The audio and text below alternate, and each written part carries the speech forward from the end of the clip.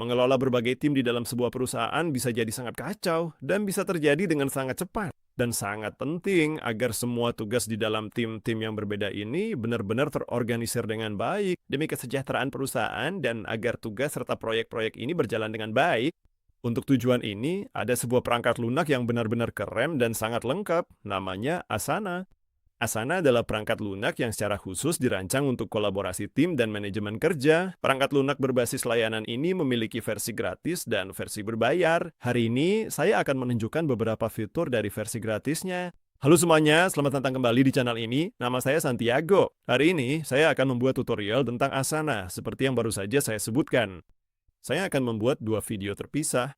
Di video pertama, kita akan membahas dasar-dasar Asana, cara menavigasi platform, serta cara menggunakan tugas dan proyek, dan beberapa hal dasar yang ditawarkan oleh perangkat lunak ini. Lalu di video kedua, saya akan mengajarkan beberapa alat yang lebih mendalam agar kamu bisa memaksimalkan penggunaan perangkat lunak ini. Jadi, tanpa berlama-lama lagi, saya akan menghilangkan wajah saya supaya kalian bisa melihat layar saya. Sampai jumpa di akhir video.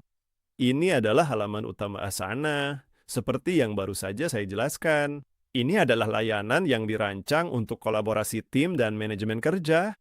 Jadi hal pertama yang ingin saya tunjukkan sebelum kita masuk ke dalam perangkat lunak adalah bagaimana hierarki di dalam Asana bekerja. Saya sudah membuka sebuah tab di sini. Ini dari pusat bantuan Asana. Seperti yang bisa kamu lihat di sini, hierarkinya dijelasin dalam piramida kecil ini. Di bagian paling atas ada tujuan, lalu ada portofolio, kemudian ada proyek, dan terakhir ada tugas. Seperti yang kamu lihat di sini, ada penjelasan lebih lanjut tentang apa arti dari semua item ini. Proyek terdiri dari tugas-tugas.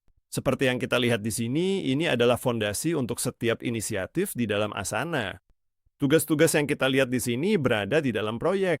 Tugas-tugas ini bisa dipecah lagi menjadi subtugas, sehingga kita punya jalur yang lebih jelas tentang apa aja yang harus dilakukan oleh anggota tim yang berbeda.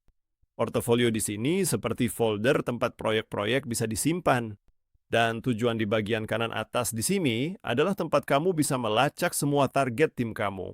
Jadi, pertama-tama, mari kita undang beberapa rekan tim supaya saya bisa tunjukkan cara membuat proyek menggunakan rekan-rekan ini. Jadi, saya baru aja menulis semua email ini untuk mengundang beberapa orang ke workspace kita. Kita bisa menambahkan mereka ke proyek yang udah kita buat. Ini adalah proyek yang dibuat oleh Asana. Saat pertama kali saya masuk, saya akan mengundang mereka tanpa menambahkan ke proyek tertentu. Dan seperti yang kamu lihat di sini, mereka udah ditambahkan sebagai kolaborator di dalam Asana. Sekarang, setelah kita mengundang beberapa orang, mari kita buat sebuah proyek. Kamu bisa membuat proyek dengan dua cara. Kamu bisa pergi ke sebelah kiri di sini ke tanda plus, atau kamu bisa klik di halaman utama ini untuk membuat proyek baru. Anda dapat menggunakan proyek kosong, Anda dapat menggunakan template, atau Anda dapat mengimpor proyek dari file di dalam komputer Anda, atau beberapa alat lain yang terhubung dengan Asana. Untuk saat ini, kita akan menggunakan template. Kita memiliki beberapa template yang direkomendasikan di sini. Kita memiliki template pelacakan permintaan, rencana proyek lintas fungsi, agenda pertemuan 1-1, dan template perencanaan acara. Mari kita buat agenda pertemuan 1-1. Saat kami menyiapkan proyek, kami dapat bertemu dengan orang-orang yang telah kami datangkan. Karena agenda pertemuannya adalah pertemuan 1-1. Kita bisa nambah satu orang aja. Asana bertanya kepada kita, apa hubungan kita dengan orang ini? Tepat di sini, Anda bisa mengatakan bahwa Anda mengelola orang ini, bahwa ini adalah rekan kerja, ini adalah kolega. Atau jika orang ini adalah atasan Anda dapat mengklik di sini untuk membuat laporan kepada orang tersebut. Misalkan kita adalah rekan kerja, mari kita klik lanjutkan, kita bisa memilih beberapa topik diskusi untuk pertemuan dengan orang ini. Ini adalah saran-saran yang dibuat oleh Asana, kita biarkan aja seperti itu dan buat proyeknya. Jadi beginilah cara Asana menampilkan berbagai proyek yang telah kita buat. Di sini, pada tampilan daftar, kita punya berbagai tugas. Ini adalah tugas-tugas yang dibuat oleh Asana. Ketika kita menentukan bahwa kita ingin melakukan pertemuan 1-1, tugas-tugas tersebut ada di dalam grup yang disebut pertemuan berikutnya. Ini adalah beberapa tugas lain yang berbeda di dalam FYIs. Kita bisa menambahkan bagian lain untuk memperkenalkan lebih banyak tugas. Misalkan kita ingin ada bagian yang disebut anggaran yang ingin kita diskusikan dengan orang ini. Di dalam anggaran, kita bisa menambahkan berbagai tugas. Anda bisa melihat siapa yang membuat tugas tersebut karena saya yang membuat akun ini. Saya yang membuat semua tugas ini. Asana memberitahu kita tanggal tugas dibuat, siapa yang ditugaskan pada tugas ini. Kita bisa klik tanda plus di sini dan memilih dari rekan tim yang udah kita tambahkan. Beberapa menit yang lalu, kita bisa menambahkan tanggal jatuh tempo untuk menentukan kapan tugas ini harus diselesaikan. Dan kita juga bisa menambahkan berbagai bidang lain untuk lebih merinci apa yang ingin kita lakukan pada tugas-tugas ini. Misalnya, jika kita klik tanda plus di sini, kita bisa menambahkan pelacakan waktu dan kita bisa memilih dari berbagai jadwal waktu. Dan Asana secara otomatis menjumlahkan waktu di bagian bawah. Misalnya, untuk rapat yang kita buat ini, orang yang ditugaskan adalah orang ini di sini. Kita bisa menambahkan tanggal jatuh tempo. Misalnya, kita ingin ini selesai 1 minggu dari sekarang. Kita bisa memilih apakah tugas ini perlu tindak lanjut atau tidak. Misalkan memang perlu, dan kamu juga bisa mengatur berbagai data terkait berbagai bidang ini. Kamu bisa mengaturnya berdasarkan jenis nama, kamu bisa mengaturnya berdasarkan jenis topik. Jika kamu klik di sini, kamu bisa mengaturnya berdasarkan siapa yang membuatnya, kapan, di mana.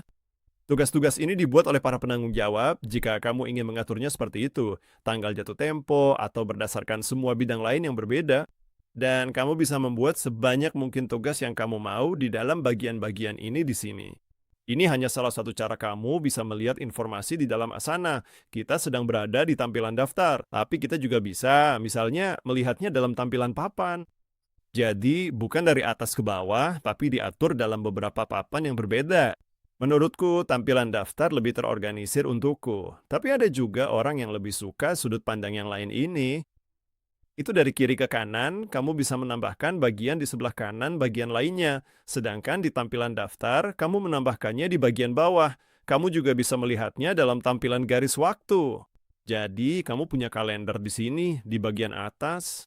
Dan mereka dibagi berdasarkan hari kapan tugas itu harus diselesaikan. Dashboard memungkinkan kamu melihat secara real-time apakah tugas-tugas sudah selesai atau belum. Kamu juga punya berbagai grafik untuk mengelola tim-tim yang berbeda. Kalender sekali lagi menunjukkan kepada kita dengan tampilan yang jauh lebih besar apa saja yang harus dikerjakan pada hari tertentu di bulan itu. Dan itulah pada dasarnya jenis-jenis tampilan yang bisa kamu lihat di Asana, dan tentunya kamu bisa kembali ke halaman utama dan menavigasi Asana. Dengan cara ini, kamu bisa membuat proyek baru, mengelola tugas-tugasmu, dan juga mengelola tujuan. Itulah dasar-dasar cara menggunakan Asana untuk membuat sebuah proyek. Cara mengimpor anggota tim baru untuk ditugaskan ke berbagai tugas di dalam proyek-proyek ini. Kita telah melihat informasi tersebut dengan beberapa cara yang berbeda. Kamu bisa melihatnya dalam tampilan daftar, tampilan papan, tergantung preferensimu tentang bagaimana ingin melihat data perusahaanmu.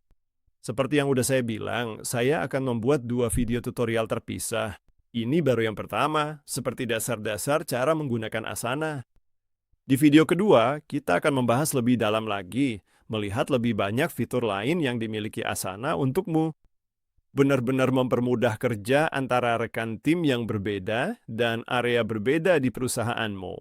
Semua yang saya tunjukkan di video ini ada di versi gratisnya. Saat pertama kali login ke Asana, kamu akan mendapatkan uji coba gratis selama 14 hari. Tapi kalau kamu ingin menggunakan versi berbayar, kami punya beberapa link afiliasi di kotak deskripsi di bawah yang bisa kamu gunakan. Kalau kamu baru di channel ini, aku benar-benar ngajakmu untuk subscribe supaya bisa cek semua tutorial lain yang udah kami upload. Sekali lagi, nama saya Santiago. Terima kasih banyak udah di sini dan sampai jumpa di bagian kedua tutorial ini. Aku akan membaca semua komentarmu di bawah ya. Sampai jumpa di video berikutnya. Dadah!